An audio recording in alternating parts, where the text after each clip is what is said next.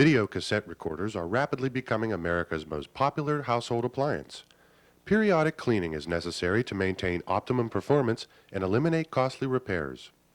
This program is designed to show you the basics of VCR cleaning so you can save time and money by doing the job yourself. To explain this simple operation, we asked a VCR technician to show us the methods he uses. Hi, I'm Bill Moltz. I've been repairing VCRs for years, and I find that most of the problems are caused by dirt. Here are some of the things I use when cleaning a VCR.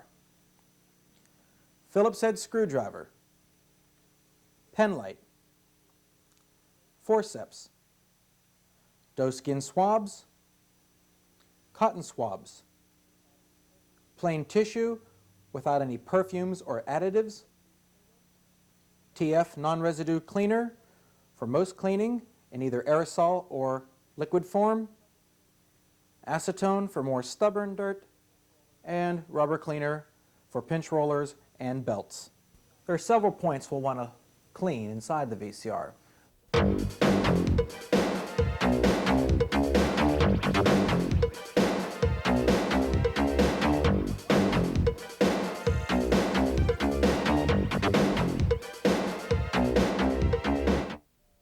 We're basically going to show you some safety considerations out here on the river when you're out boating, and also some safe locking techniques.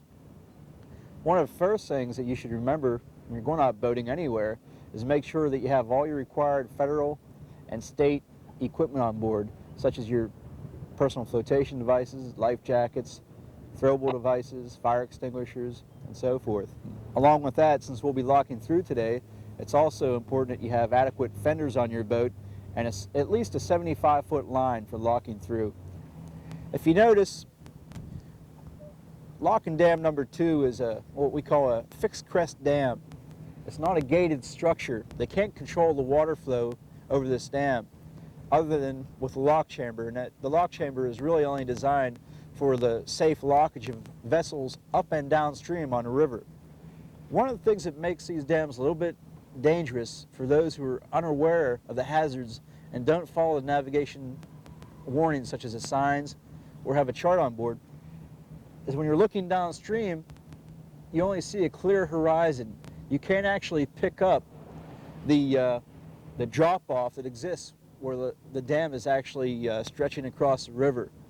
So to a novice boater or someone unfamiliar with the waterway, as they're heading downriver, they might not even realize that a dam exists there.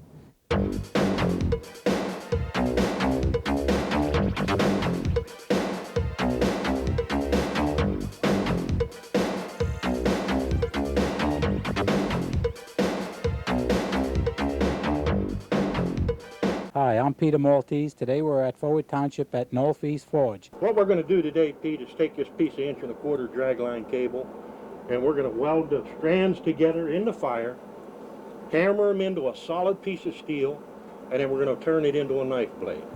First thing we got to do, Pete, we got to bring this piece of steel up hot enough so that it'll accept flux. Okay. Okay, and the flux is what welds the strands of metal together to make it a solid bar. And what's the average time it takes to make one knife from start to finish? About 200 hours, Pete. Oh my.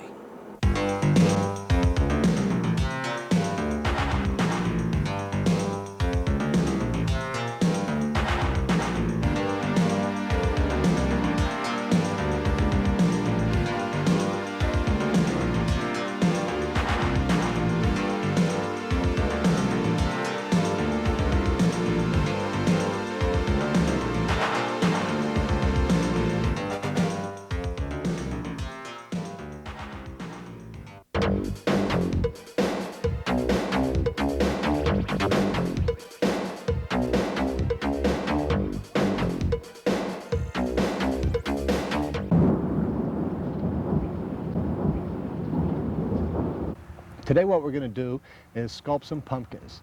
These are very radical changes from the traditional way of doing pumpkins. Let me show you what I'm talking about. I've decided to select the cat for our pattern today. And it's a very simple cutout pattern that will incorporate right onto the front of the pumpkin. And you're going to have a nice presentation for your guests and your trick-or-treaters that will just complement your entire holiday season.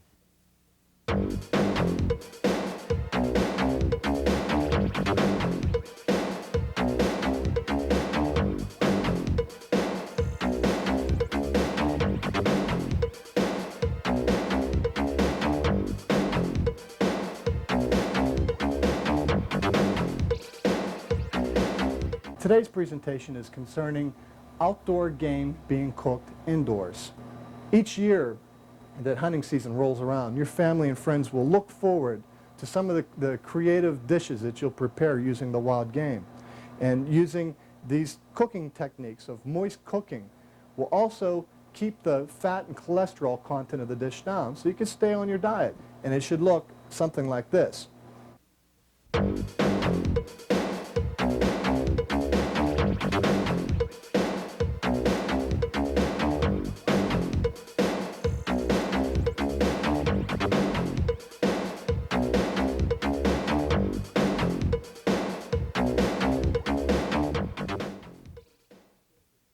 I'd like to show you some of the tools that are necessary for completing an ice sculpture.